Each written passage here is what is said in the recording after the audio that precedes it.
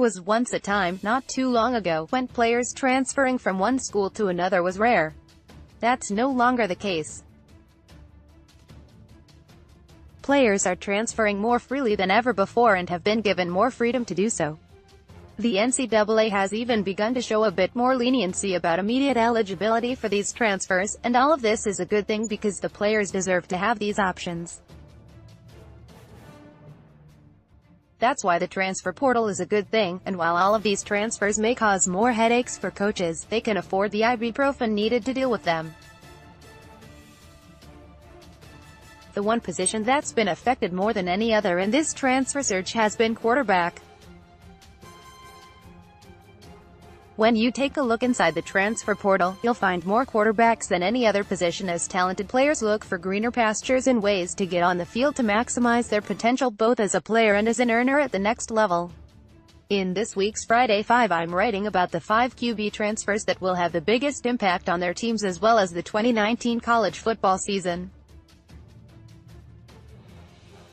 Now, while I have them in order from no. 5 to no. 1. The truth is, I'm not really ranking them based on their impact against one another, I just picked the 5 I thought would be the biggest deals. Also, it's important to note that I said they'd have an impact in 2019. You won't find Justin Fields or Tate Martell on this list. They're more talented than a few names on it and their impact could be larger, but there's no guarantee either will see the field before 2020 right now. 5. Ben Hicks, Arkansas. Hicks is not a household name.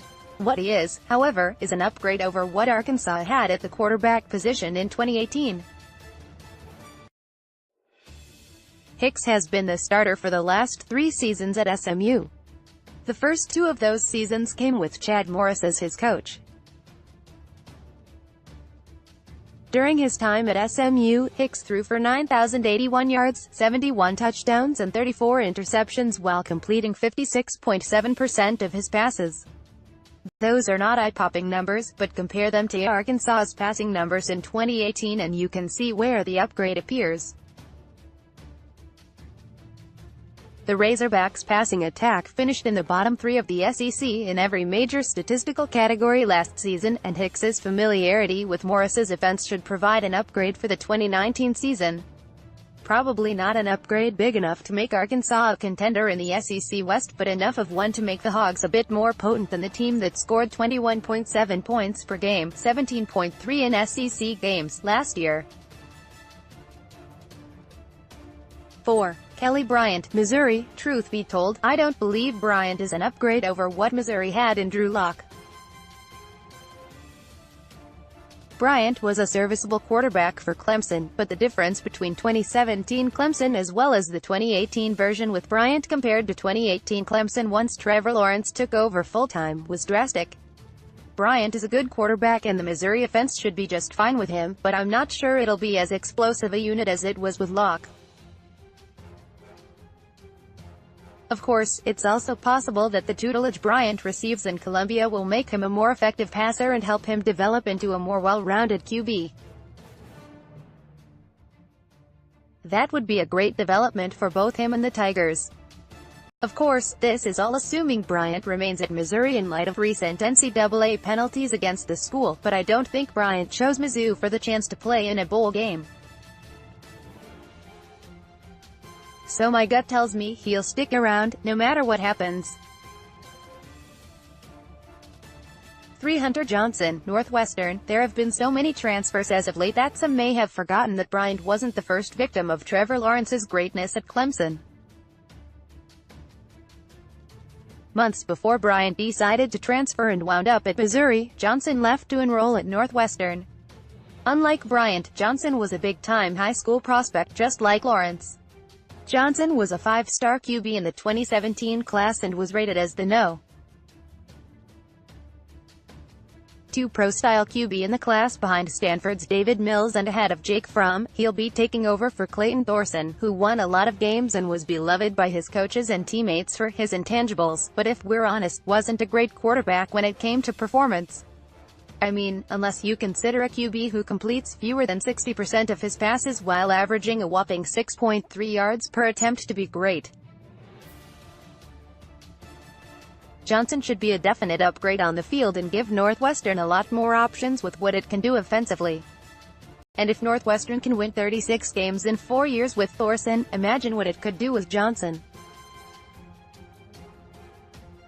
2. Jacob Eason, Washington, another QB transfer you may have forgotten about. Eason sat out the 2018 season after transferring to Washington from Georgia. The Washington native was the No. 5 overall player in the 2016 recruiting class but suffered a knee injury after initially beating Jake Fromm in Georgia's QB competition.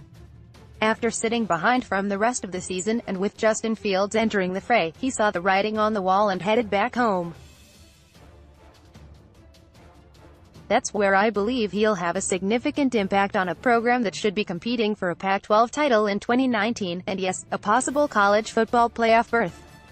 During his sophomore season at Washington in 2016, Jake Browning had a fantastic year.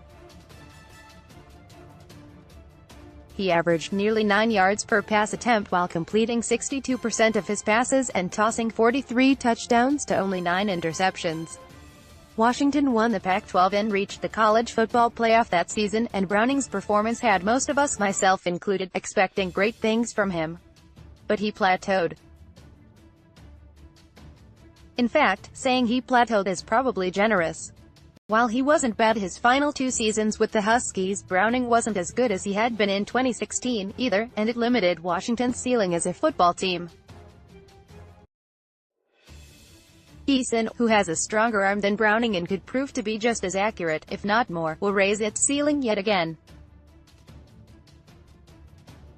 In a Pac-12 that has no dominant power at the moment, Eason could be the X-factor in making Washington relevant in the playoff picture this coming season. 1. Jalen Hurts, Oklahoma. It's not often that a QB who has started in 2 national title games and won one, with some help from Tua Tagovailoa, suddenly becomes available on the transfer market, but that's the situation with Hurts. It only makes sense that a QB of his caliber would decide to transfer to a program that has had 2 other transfer QBs win Heisman trophies the last 2 seasons with Baker Mayfield and Kyler Murray. Now it would be hard to argue that Hurts will make Oklahoma a lot better with his presence, seeing how the Sooners have won the Big 12 each of the past 2 seasons and made the college football playoff, and as I mentioned, their past 2 starting quarterbacks won the Heisman. At the same time, however, you can't deny how big of a story this will be in the 2019 season and the impact it could possibly have not just on Oklahoma in the Big 12 but on the national title picture.